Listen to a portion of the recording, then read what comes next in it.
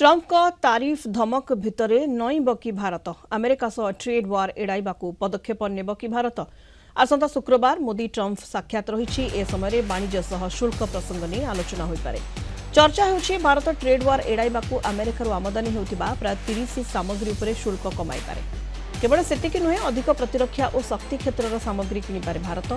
बजेट्रे केंद्र सरकार विभिन्न इलेक्ट्रोनिक्स टेक्सटाइल एवं उच्च मूल्ययुक्त मोटरसाइकेल उपरे शुल्क कमाई।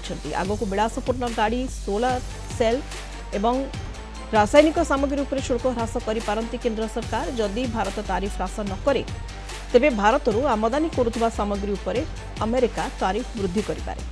भारतरू रप्तानी होइथिबा सामग्रीर बड़ भाग अमेरिका को जाइथाय। भारतर मोट रप्तानीर 18% अमेरिका को होता है।